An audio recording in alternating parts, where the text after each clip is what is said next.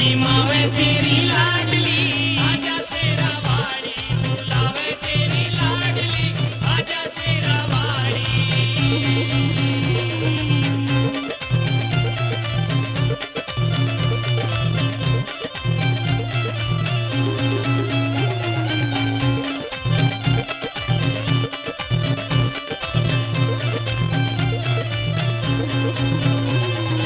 लाल लाल तेरी चुनरी मंगाई, लाल लाल तेरी चुनरी मंगाई, लाल लाल मने चुनरी मंगाई, लाल लाल मने चुनरी मंगाई। रियोटो शेरा वाली, ओठो शेरा वाली, उड़ावे तेरी लाडली आजा शेरा वाली, बुलावे तेरी लाडली आजा शेरा वाली।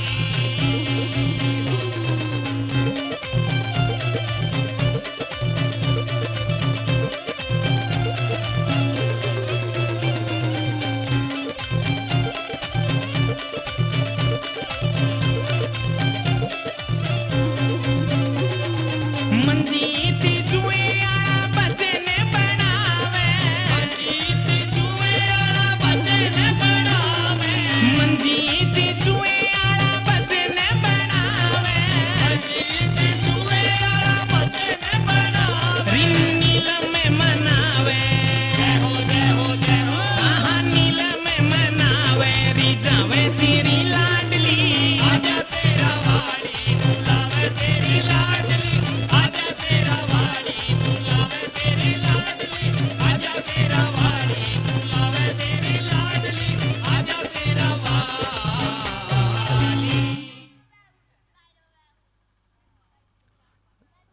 जल्दी जल्दी आइए और आशीर्वाद लीजिए। और जहां तक आवाज आ रही है सभी भक्तों से अनुरोध है दरबार में आकर के बैठिए।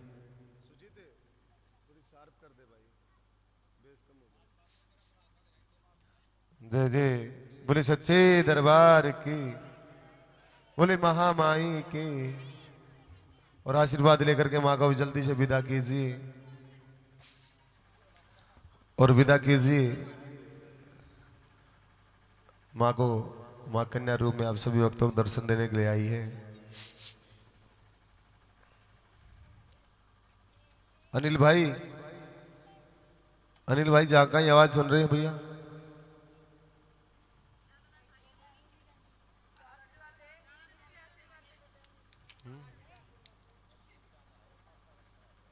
विदा करो भाई।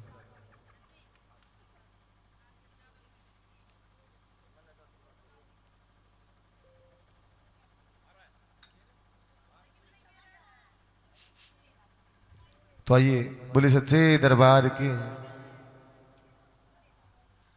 शुरू करें? एक बार छिट्टा दे दे भाई कृष्ण मेहरा जी। बोले सच्चे दरबार की, बोले महामाई की। अब थोड़ी देर ध्यान दीजिएगा, अगर आप बोलोगे बीच में तो मेरा कान आपकी तरफ ही जाओगा। तो आइए शुरू करते हैं। प्राचीन समय की बात है, राजा इंद्र के दरबार से दो अप्सराएं जिनको श्राप दिया गया है और श्रापग्रस्त होकर के वो मृत्यु लोक पर अपना जीवन यापन कर रही है। बड़ी बहन का नाम तारा और छोटी बहन का नाम रुक्मण होता है। एक बार दोनों बहनों ने एकादशी का व्रत किया है। बड़ी बहन छोटी बहन रुक्मण से कहती कि आप बाजार जाइए और बाजार जाकर के वहां से प्रसाद लेकर के आइए। भूख से व्याकुल वो छोटी बहन जब बाजार जाती है तो एक दुकानदार बड़े जोरों से आवाज लगा रहा है कि भैया महाप्रसाद ले लीजिए, महाप्रसाद ले लीजिए। उसके पास जाती है और भूख से व्याकुल वहीं प्रसाद लेकर के वहीं खा लेती है और अपनी बहन तारा के लिए प्रसाद लेकर के घर आ जाती है। अब जैसे ही वो घर आती है और घर आकर के जब वो तारा उस प्रसाद को देखती है तो अपनी छोटी बहन रुक्मणी से कहती कि तूने ये क्या किया? तूने एकादशी का व्रत है वो खंडित कर दिया है, तूने नीच कार्य किया है। और जो तू प्रसाद लेकर के आई, ये मांस के टुकड़े हैं, एकादशी के दिन तो अन्न खाना भी वर्जित होता है और तूने मांस का सेवन किया, जा मैं तुझे श्राप देती हूँ। तूने अच्छा कार्य नहीं किया, मनुष्य योनि में उत्पन्न होकर के नीच कार्य किया, मैं तुझे श्राप देती हूँ, अगला जन्म तेरा नीच योनि में हो और तू मांस खाकर के अपना जीवन यापन करे। बोले सच्चे दरबार की। बड़ी बहन के इस श्राप को सिरोधार्य करती है और अपने शरीर का त्याग कर देती है। तो भक्तों, समय व्यतीत तो होता है और उस रुक्को का, उस रुक्मणी का जन्म अगले जन्म में एक छिबकली के रूप में होता है। इधर से पांडवों ने अश्वमेघ यज्ञ की रचना की है। संपूर्ण पृथ्वी पर समस्त 33 कोटि देवी देवता और समस्त ऋषिगण ब्राह्मणों का निमंत्रण, समस्त प्रजा का निमंत्रण दिया गया है। अब निमंत्रण लेकर के एक दूत दुर्वासा ऋषि के पास पहुंचता है और जाकर के कहता कि महाराज आपका निमंत्रण है, पांडवों ने अश्वमेघ यज्ञ किया है, भंडारे का आयोजन है, आपको भोग प्रसाद लेने के लिए और हवन में आहुति देने के लिए आपको उपस्थित होना है। दुर्वासा ऋषि कहते हैं उसमें और कौन कौन आ रहा है? तो दूत कहता कि महाराज सभी का निमंत्रण दिया जा चुका है, 33 कोटि देवता और समस्त ऋषिगण ब्राह्मण देव समस्त प्रजा का निमंत्रण है।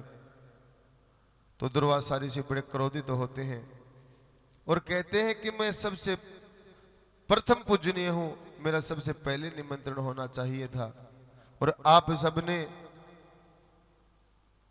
सबसे बाद में मेरा निमंत्रण दिया है। जाओ अपने राजा से कह देना कि मैं उनके इस हवन यज्ञ को संपूर्ण नहीं होने दूंगा। दूत आकर के राजा को पूरी बात बताते हैं और भक्तों वो दिन आ जाता है जिस दिन अश्वमेघ यज्ञ होना है और खीर का प्रसाद बनाया जा रहा है। अब खीर के कढ़ाई के पास जिस हलवाई की ड्यूटी है वो खीर बना रहा है और एक वक्त आता है जब हवन वेदी के पास समस्त प्रजा का निमंत्रण दिया जाता कि सभी आइए और आकर के एक संपूर्ण आहुति इस हवन वेदी में डालिए। वो हलवाई उस खीर के कढ़ाई को छोड़ करके हवन वेदी के पास पहुंच जाता है और इधर से दुर्वासा ऋषि उस खीर के कढ़ाई को अकेला पाकर के ये सुअवसर अपने लिए मानते हैं और एक बाज का रूप धारण कर लेते हैं और अपनी चोंच में एक मृतक सांप को उठा करके उस खीर के कढ़ाई में डाल देते हैं। ये पूरा वृत्तांत जो पिछले जन्म में रुक्मणी थी, इस जन्म में वो छिबकली है, पूरा वृत्तांत देख रही है और उसको अपनी बहन की वो बात याद आती है कि मैं तुझे श्राप देती हूं, लेकिन तू अगर अपने जीवन का बलिदान जीवों की भलाई के लिए, दूसरे इंसान की भलाई के लिए अगर अपने जीवन का बलिदान करेगी तो तू श्राप से मुक्त हो जाएगी। अब जैसे ही वो हलवाई उस खीर के कढ़ाई के पास आता है तो छिबकली उस हलवाई की आंखों के सामने उस खीर के कढ़ाई में छलांग लगाकर अपना जीवन समाप्त कर देती है। अब वो हलवाई दरबार में जाते हैं और महाराज से कहते कि महाराज इस खीर के कढ़ाई में एक छिबकली गिर गई है। अब राजा बड़ा क्रोधित होता है और वहां उपस्थित ऋषिगण उस छिबकली को श्राप दे देते हैं। बोले सच्चे दरबार के। एक श्राप राजा इंद्र के दरबार से, दूसरा श्राप अपनी बहन के मुख से और तीसरा श्राप राजा और ऋषिगणों ने उसको दिया। और राजा दूत से आज्ञा करते हैं कि इस खीर के कढ़ाई को ले जाकर के जंगल में गड्ढा खोद करके उसमें डाल दीजिए ताकि इस विषैली खीर को खाकर कोई अपने जीवन संकट में न डाले। अब राजा की आज्ञा पाकर के दूत जंगल में जाते हैं और जाकर के एक गड्ढा खोदते हैं और उसमें उस खीर के कढ़ाई को ढेल देते हैं। अब जैसे ही उस खीर के कढ़ाई को खाली किया जाता है, उस खीर के कढ़ाई के तली में छिबकली के साथ साथ एक मृतक सांप भी होता है, जिसे देख करके दूत बड़ा हैरत होता है और आकर के आश्चर्यचकित वो दूत राजा से पूरी कहानी सुनाता कि महाराज उस छिबकली ने तो हम जीवों की जान बचाई है। अब राजा को अपने उस शराब पर बड़ा दुख होता है और विचार करने लग जाता है कि मुख से निकली हुई बात और कमान से निकला हुआ तीर कभी वापस नहीं होता। हम अपना श्राप वापस नहीं ले सकते, लेकिन इतना जरूर कर सकते हैं कि तुम्हारा जन्म जो है वो मनुष्य योनि में होगा। मनुष्य योनि में जन्म लेकर के तेरा लालन पालन जो है कि नीच के घर पे होगा। बोली सच्चे दरबार की। तो भक्तों, समय व्यतीत तो होता है। राजा सपर्श के यहां एक कन्या का जन्म होता है। राजा ने ज्योतिषों को बुलाया, बच्ची की कुंडली बनाई और कुंडली का जब आकलन किया तो ज्योतिषियों ने कहा कि महाराज, ये कन्या आपके कुल का नाम रोशन कर देगी, आपका नाम चमका देगी, अतः इसका नाम तारा रख दीजिए। राजा उस कन्या का नाम तारा रख देते हैं। समय व्यतीत तो होता है। राजा के सपर्श के यहां एक और कन्या का जन्म होता है। ज्योतिषों को बुलाया जाता है, बच्चे की कुंडली बनाई जाती है और जब कुंडली का आकलन किया जाता है तो ज्योतिषों ने कहा कि महाराज, ये कन्या आपके लिए बड़ी घातक है, ये आपके कुल का नाम कलंकित कर देगी, आपका नाम डुबो देगी, जैसे भी हो इससे आप पीछा छुड़वाइए। तो राजा को तरह तरह की युक्तियां सुझाई जाती है। राजा से कहा जाता कि राजन, अगर आप इस कन्या का वध कर देते हैं तो कन्या वध का पाप आपके सर लगेगा, जो बड़ा भारी पाप है। आप ऐसा कीजिए, एक संदूक मंगाइए और संदूक में इस कन्या को लिटाइए, संदूक के बाहर हीरे जवाहरात जड़ दीजिए और इसको एक नदी में प्रवाहित कर दीजिए। नदी में बहते बहते जहां इसकी किस्मत इसको लेकर के जाएगी, जो इसको निकालेगा उन हीरे जवाहरातों से इसका पूरा जीवन अच्छे से व्यतीत हो जाएगा। राजा को युक्ति बड़ी अच्छी लगती है और उसी पर अमल किया जाता है। एक संदूक मंगा करके कन्या को उसमें लेटा करके संदूक के बाहर हीरे जवाहरात जड़ दिए जाते हैं और रात्रि के समय प्रथम पहर में ही उस संदूक को नदी में बहा दिया जाता है। पूरी रात्रि नदी में बहते बहते वो संदूक प्रभात बेला में, सुबह का समय है, काशी शहर के पास पहुंच जाती है। अब नदी में स्नान के लिए एक ब्राह्मण आया करते हैं। वो उस संदूक को देखते हैं, कुछ चमक रहा है। उस चमकीली वस्तु को पाने के लिए नदी में उतर जाते हैं, लेकिन वो संदूक उस ब्राह्मण के हाथ नहीं आता। भक्तों, अब ब्राह्मण परेशान होकर के बड़ा परिश्रम करके जब उसके वो हाथ नहीं आते तो किनारे पे आ जाते हैं और किनारे पे आकर के बड़े जोर जोर से आवाजें लगाने लग जाते हैं। उसकी आवाज को सुन करके एक भील जो वहीं थे आकर के महाराज से कहते कि महाराज, क्या दुविधा है, क्या समस्या है आपको? तो ब्राह्मण उससे कहते कि वो नदी में बहता हुआ एक संदूक जा रहा है, अगर आप उसको बाहर निकाल करके लाओगे तो उसके अंदर जो भी वस्तु होगी वो आपकी होगी, उसके बाहर जो भी वस्तु होगी वो मेरी होगी। शर्त रख दी जाती है। और जैसे ही भील नदी में उतरता है उसके हाथ वो संदूक आ जाता है। संदूक को लेकर के जैसे ही किनारे पे आते हैं और उस संदूक को खोला जाता है, शर्त के अनुसार उसके अंदर की जो वस्तु है वो भील की है। भील उस कन्या को पाकर के बड़ा खुश हो जाए और वो सारा धन ब्राह्मण को दे देता है। उस कन्या को लेकर के अपने घर आ जाता है और अपनी पत्नी से कहता कि भगवान ने आज हमारी सुन ली है। हम दोनों पति पत्नी संतान थे, हमारी कोई औलाद नहीं थी। आज भगवान ने हम पर कृपा की और ये कन्या हमको दी है, जिसे पाकर दोनों बड़े ही खुश हो जाते हैं। और मां भगवती की कृपा है, भगवान की कृपा से उस भील की पत्नी के स्तनों में दूध उतर जाता है और जिससे उसका अच्छे से लालन पालन होता है। समय व्यतीत तो होता है, दोनों बहनें जवान हो जाती है। उधर से बड़ी बहन तारा की शादी काशी शहर के राजा हरिश्चंद्र के साथ कर दी जाती है और उसी काशी शहर में छोटी बहन जिसका नाम रुक्को है, उसकी भी शादी काशी शहर में कर दी जाती है। रुक्को की सास जो है वो राजा के महलों में नित्य कार्य के लिए जाया करती, साफ सफाई का काम एक उसका होता है। और एक बार की बात है, महाराज बीड़ी लगा रहे हो आप, बर्दाश्त नहीं होगी मरते हैं। तो एक बार की बात है, रुक्को की सास का स्वास्थ्य खराब होता है, वो बीमार हो जाती है और अपनी पुत्र वधू उस रुक्को से कहती कि मैं अब महलों में जाकर के वहां का कार्य करने में असमर्थ हूं, तो आप ऐसा कीजिए मेरी जगह महलों में जाइए और महलों में जाकर के रानी का काम में हाथ बटाइए। अपनी सास की आज्ञा पाकर के रुक्को महलों में जाती है और महल में कार्य करते करते कक्ष के बाहर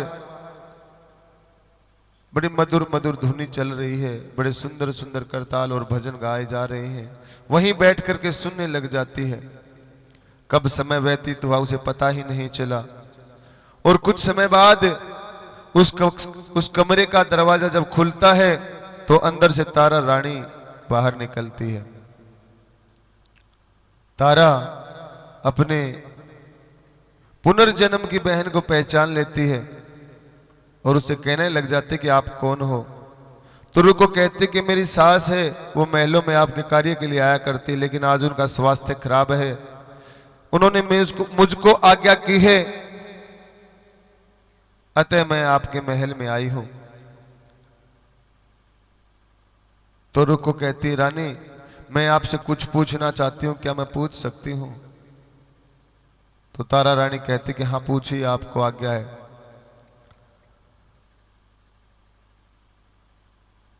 तो रुक्को कहती है कि अभी जो अंदर से बड़ी मधुर मधुर ध्वनियां आ रही थी वो क्या था? तो तारा उसको समझाती है कि अंदर से जो ध्वनि आ रही थी, जो भजन कीर्तन हो रहे थे, वो मेरी मां भगवती का जागरण हो रहा था। तो रुक्को कहती कि मां भगवती कौन है और ये जागरण कैसे होता है? तो तारा उसको समझाती है कि मेरी मां भगवती आदि अनंत इस पूरे ब्रह्मांड की मालिक है और उसको साक्षात मान करके जो कोई इंसान सच्चे भाव से, सच्ची श्रद्धा से मन में संकल्प लेकर के मेरी मां की अरदास जो लगाता है,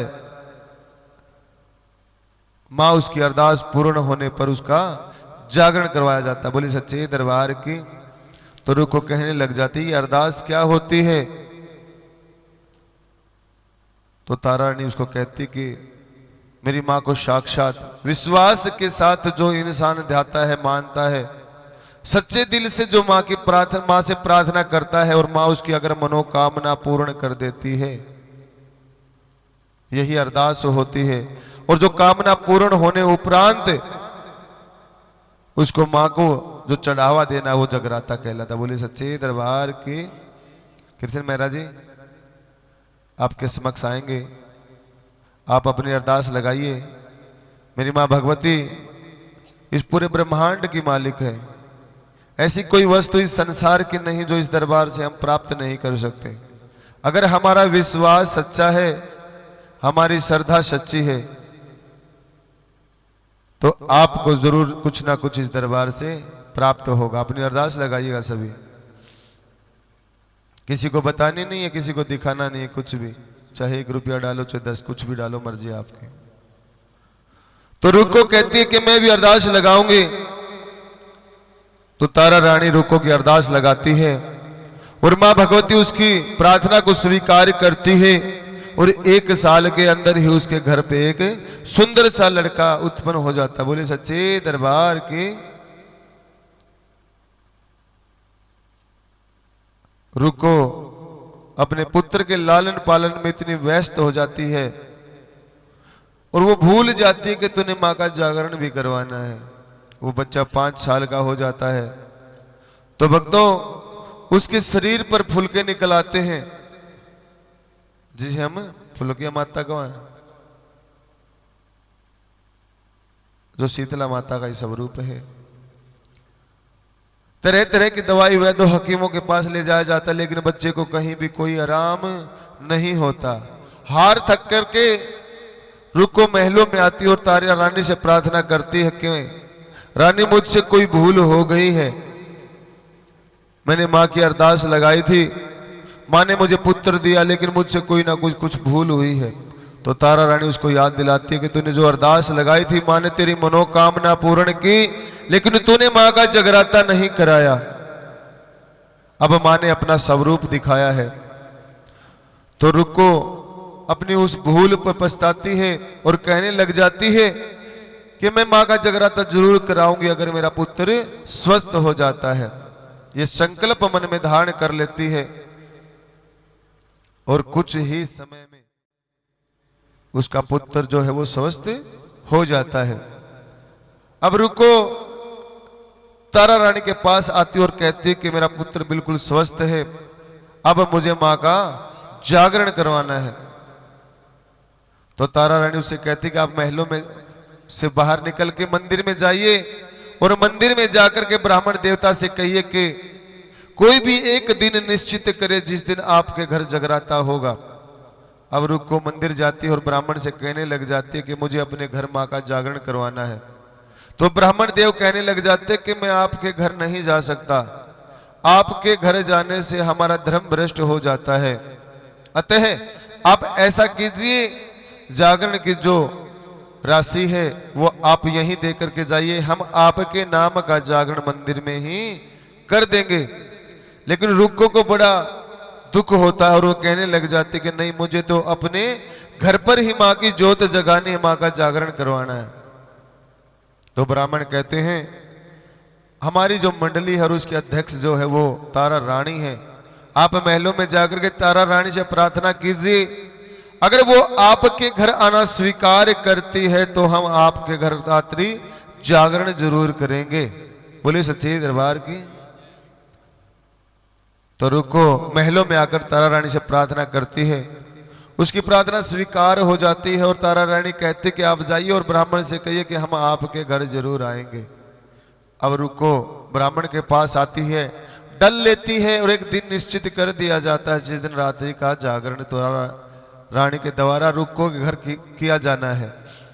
अब ये बात पूरे शहर में फैल जाती है कि अब तो भीलों के घरों में भी जागरण होगा।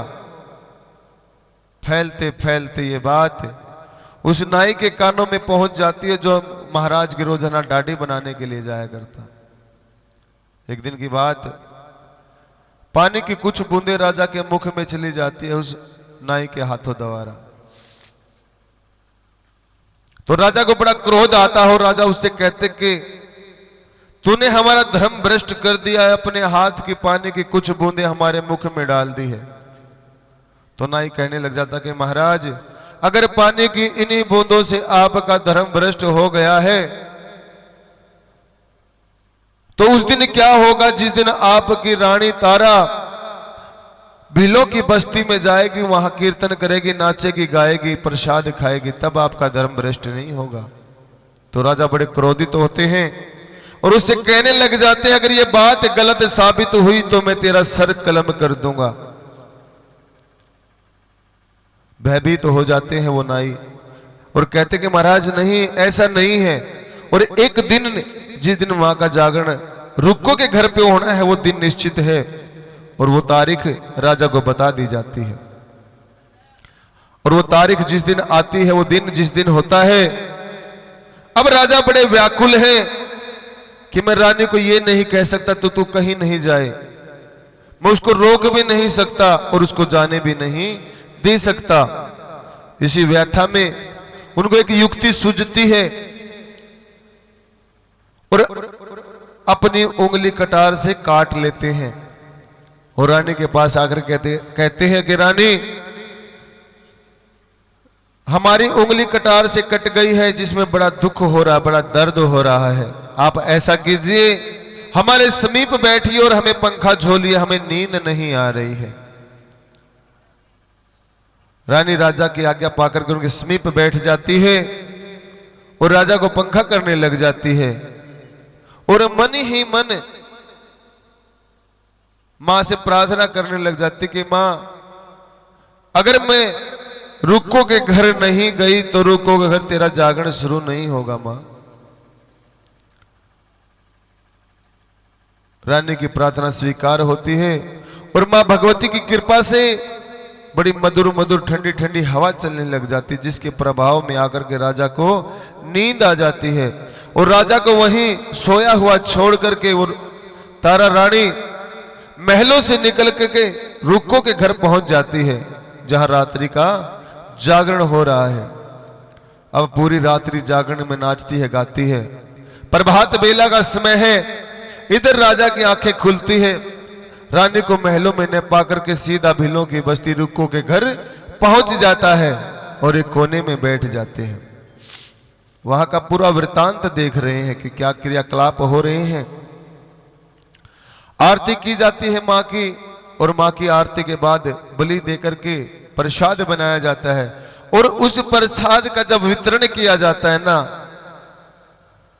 तो तारा रानी को जैसे ही प्रसाद दिया जाता है वो झोली में डाल लेती है, और झोली में डाल करके रानी ब्राह्मण देव से कहती कि महाराज ये प्रसाद तो मैं राजा के लिए घर लेकर के जाऊंगी, मेरे लिए और प्रसाद दीजिए। अब राजा से रहा नहीं जाता और राजा रानी का हाथ पकड़ लेते हैं और कहने लग जाते सभा में कि रानी तूने हमारा धर्म भ्रष्ट कर दिया है। तू यहां तक आई, नाची गाई तो भी कोई बात नहीं थी, लेकिन अब जो तू मांस के टुकड़े अपनी झोली में डाले हैं ना, अब तो तूने हमारा धर्म भ्रष्ट कर दिया। और जैसे ही राजा रानी की झोली में हाथ डाल करके बाहर निकालते हैं तो मांस के टुकड़े नहीं, चंपा जूही के फूल और पंचमेवे का प्रसाद बन जाता। बोली सच्चे दरबार की, सच्चे दरबार की। और मंदे बोल लो। हाँ,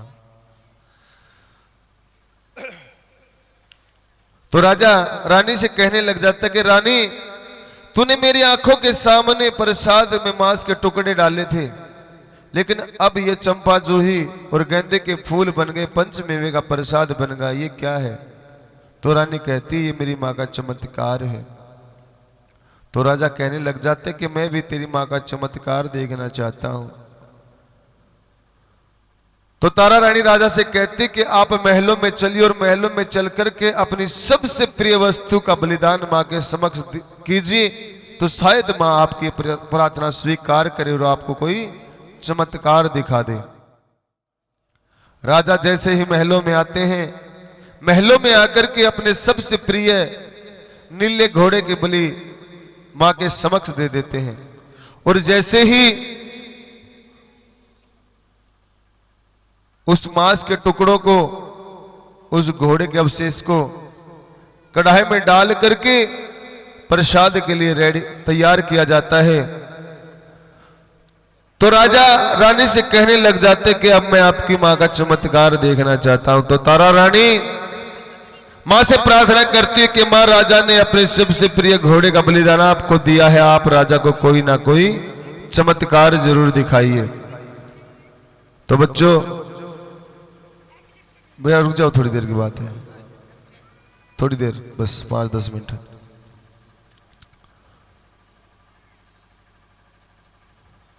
तो तारा रानी मां से प्रार्थना करने लग जाती कि मां अब राजा को आप कोई ना कोई चमत्कार दिखाइए।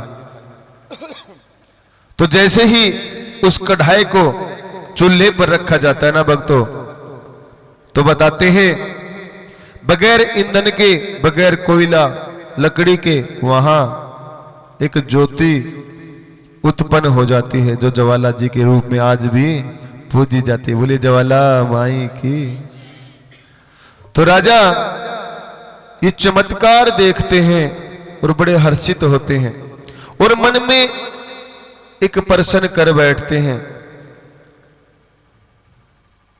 कि रानी अब मैं कोई चमत्कार नहीं देखना चाहता, अब तो मैं साक्षात मां के दर्शन करना चाहता हूं। तो तारा रानी कहती कि महाराज इतना सुलभ नहीं है मेरी मां का दर्शन कि हर किसी को मां दर्शन दे दे। अगर आपको मां का दर्शन करना है तो अपने इकलौते पुत्र की बलि दीजिए। राजा और रानी दोनों मिलकर के अपने पुत्र रोहतास की बलि मां के समक्ष दे देते हैं। उससे प्रसन्न होकर के मां भगवती शेर पे सवार होकर के राजा और रानी को दर्शन देते। बोले सच्चे दरबार की। हे माई मेरी सचिया जोता वाली माता तेरी सदा ही जय। दर्शन को पाकर के राजा रानी बड़े खुश हैं। तो मां भगवती कहती कि राजन आप कोई भी एक वरदान मांगिए।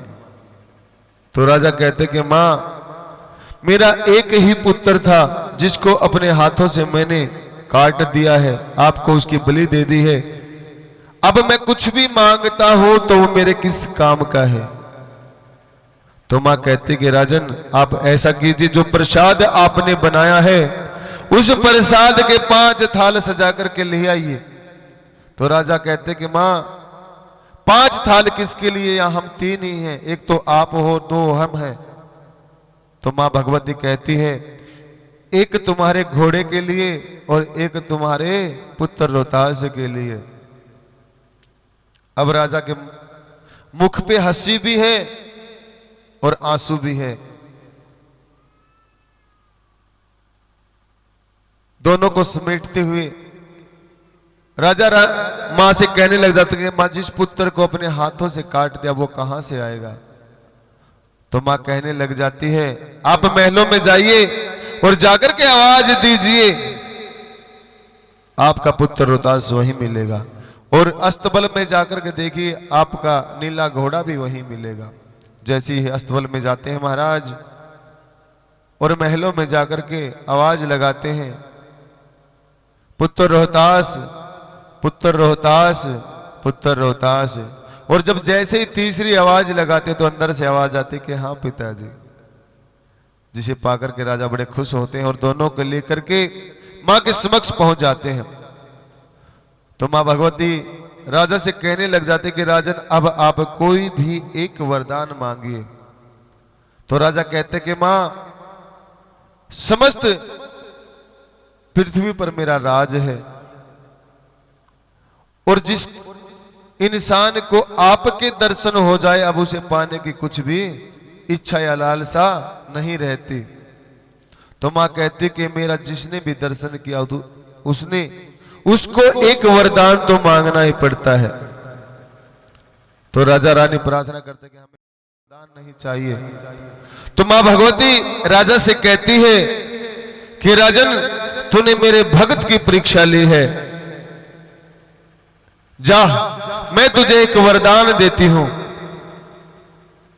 आदि अनंत तक जहां कहीं मेरे नाम का जगराता, मेरे नाम की चर्चा की जाएगी, मेरे नाम का गुणगान किया जाएगा, वो जगराता तब तक संपूर्ण नहीं होगा जब तक उसमें तारा रानी की कथा नहीं कही जाएगी।